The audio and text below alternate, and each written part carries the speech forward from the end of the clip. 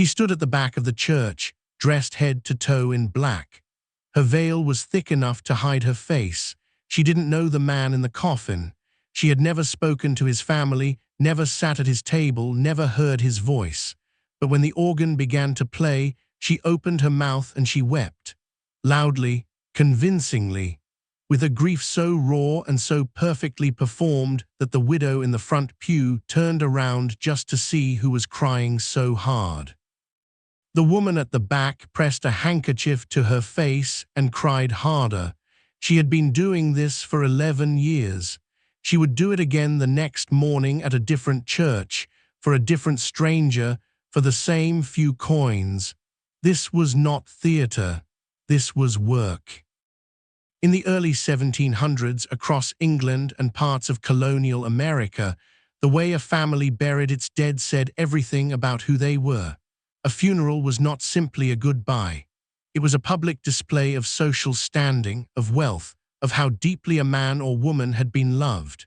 The number of mourners who attended, the quality of their grief, the volume of the weeping, all of it was read by the community as a measurement of the dead person's worth. A thin, quiet funeral was almost shameful. It suggested the person had lived without impact, without love, without importance. For families of rising merchants, minor landowners, or tradespeople trying to climb the social ladder, a poorly attended funeral could damage the family name for a generation. So they hired mourners. England in this era was a world of rigid class structure and relentless social performance. London streets were crowded with horse-drawn carts, coal smoke, and the constant smell of animal waste and unwashed bodies. Most working people lived in small, damp rooms with multiple family members sharing a single bed. Wages were low, food prices were unpredictable, and illness moved through the poorer neighborhoods like a slow fire. Women in particular had very few ways to earn a steady income outside of domestic service, textile work, or selling things on the street. The work was physical, long, and poorly paid. Many widowed or unmarried women with children found themselves desperate for any kind of employment that didn't require them to stand on their feet for 14 hours straight.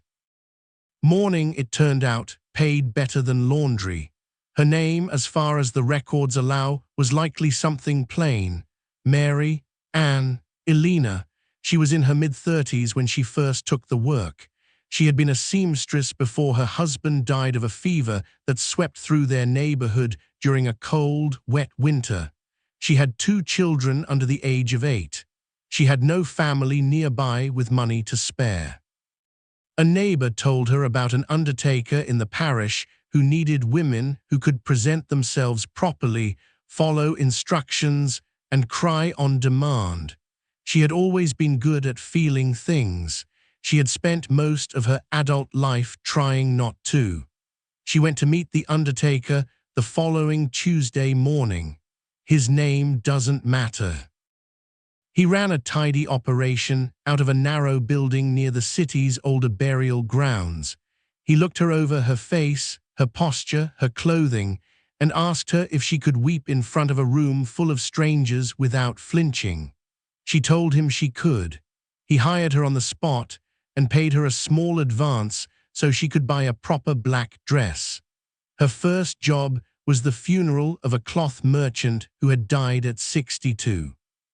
The family had a decent home, 3 adult children, and enough standing in the neighborhood to want the funeral to look right. There were 12 paid mourners that day, of which she was one. They were told to arrive early, stand near the back, and respond to the minister's words with visible emotion. They were not to speak to the family unless spoken to. They were not to eat the food laid out afterward unless specifically invited. They were to leave quietly once the burial was complete. She stood in that cold stone church and let herself remember her husband's face. She thought about the morning he stopped breathing. She thought about carrying her youngest child to a neighbor's house because she didn't want him to hear what was happening. The tears came without effort. They always did for the first few years. The work itself had a strict and practiced routine.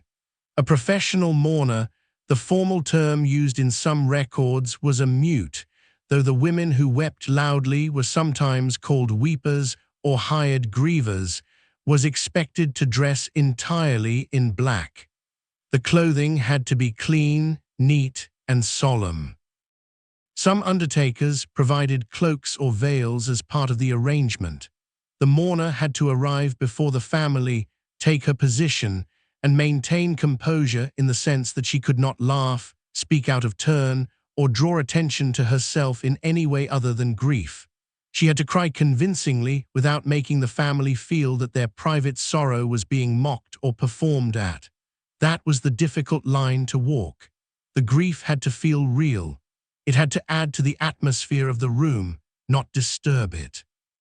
If a mourner overdid it, if she wailed too dramatically or made the moment about herself, she would not be hired again.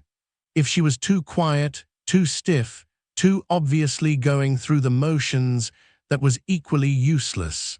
The skill was in the calibration. Cry enough to fill the silence. Cry in the right moments. Let the sound of your grief give permission to others in the room to release their own. Some mourners became genuinely good at this. They studied grief the way a musician studies timing. They learned which prayers caused the most emotion, which moments in a service were the most vulnerable, and how to position themselves so their weeping carried through the space without echoing unnaturally. A few developed reputations. Undertakers would request specific women by name. The better-known mourners could charge more, but the psychological cost of this work was not something that showed up in any ledger. Funerals are among the most emotionally loaded events a human being can attend. The air inside a church during a burial is heavy in a way that is hard to explain. The sound of breathing in a quiet room, the smell of candles and cold stone, the weight of other people's grief pressing against your chest. A woman who attended multiple funerals a week, week after week, year after year, was submerging herself in that atmosphere constantly. She was not mourning people she loved, but she was manufacturing real emotional states using real memories, real pain, real loss. The tears were genuine even if the relationship wasn't.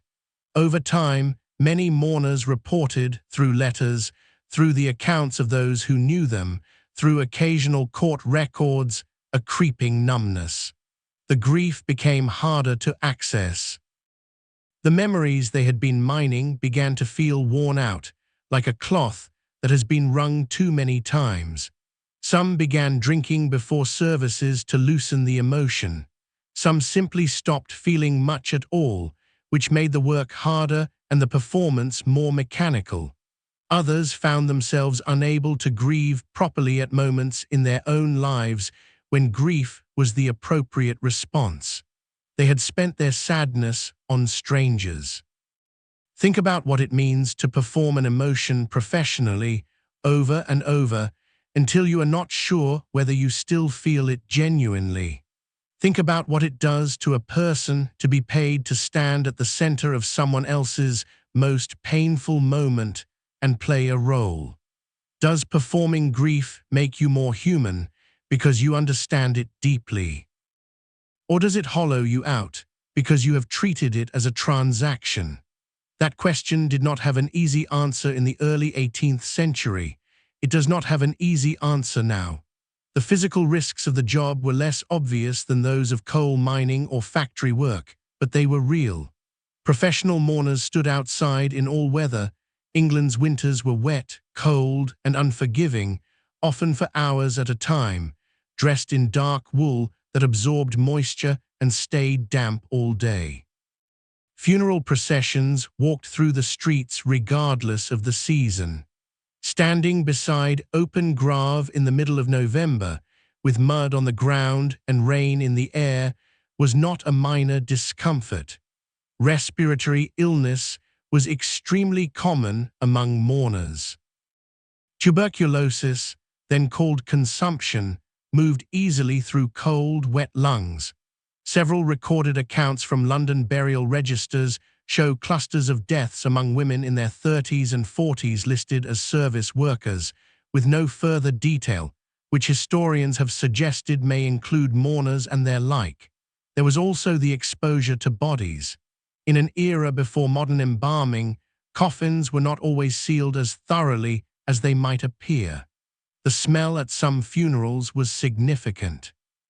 The risk of disease from proximity to the recently dead, particularly in summer months, was not theoretical. Mourners were paid to stand close. They stood close. One account, recorded in a parish record from mid-century, describes a woman hired for the funeral of a man who had died of a contagious fever. The family had not disclosed the cause of death. 3 of the 6 mourners hired that day became ill within 2 weeks. One of them died. Whether the connection was direct will never be confirmed, but the timing was noted. It was always the workers who took the risk. It was always the workers who were not told. Here is the part that most people do not expect.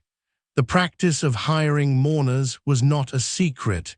It was not hidden, whispered about, or considered shameful by the families who used it. It was openly advertised.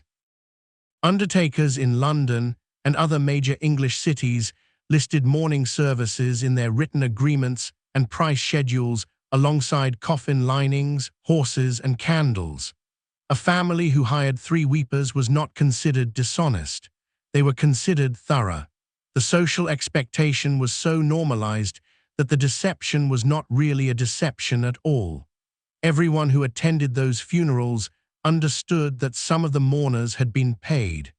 The performance was not meant to fool anyone completely. It was meant to fulfill a social requirement. The presence of grief, whether personal or purchased, was what mattered. The spectacle was the point. What does that say about how we perform emotion in public, not just in the 1700s, but now? Think about the grief you have expressed at events where you felt pressure to show sadness, even if the feeling wasn't fully there. Think about the moments in your own life when you cried because it was expected of you, not only because you couldn't help it. The difference between a paid mourner and an ordinary person performing expected grief at a social event is smaller than it might seem. A woman who took this work seriously could realistically manage it for 5 to 7 years before the psychological erosion became too severe to hide. The emotional reserves she had drawn on, her own history of loss, her private memories, her genuine capacity for sadness, would thin out and eventually become unreliable. Some mourners transitioned into other service work once they could no longer produce convincing grief on schedule. Some disappeared from any record entirely, which in the context of poor women in this era usually meant death, illness, or a move to another city in search of different work. The women who lasted longest in the profession were, by most accounts, not the most emotionally sensitive. They were the most disciplined. They were women who had learned to use emotion as a tool without being consumed by it. That required a particular kind of control that was itself exhausting over the long term.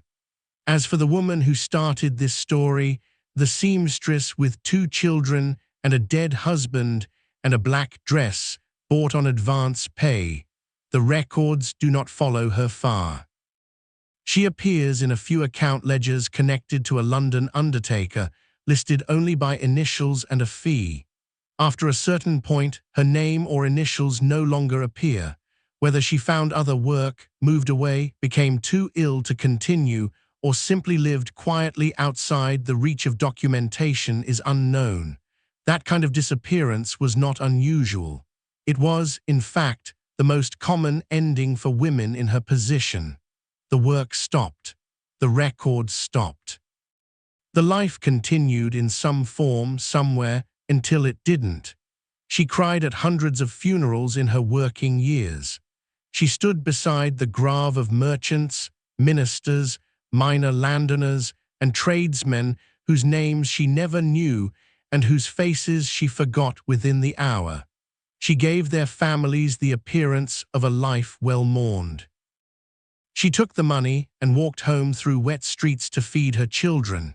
She did what she had to do in the way that most people in most eras have always done what they had to do. The families who hired her moved on. Their reputations remained intact. The social ritual was fulfilled. The mourners who made it possible were not spoken of at dinner, not thanked, not remembered in any warm way. Society received the comfort of a proper burial. The workers carried the cost of providing it in cold bones, worn-out grief, and a quiet sense of not quite knowing who they were anymore. That arrangement, where the comfort of the many depends on the invisible suffering of the few, was not unique to hired mourning. It ran through nearly every dark occupation of that era and many since. The people who stood at the edges of respectable life and made it function were rarely the people who got to enjoy it. And hired mourning was only one of those jobs. There were others that were stranger, darker, and more difficult to explain. Jobs that required a different kind of human cost altogether. Jobs that have been forgotten so completely that most people today have never heard them named.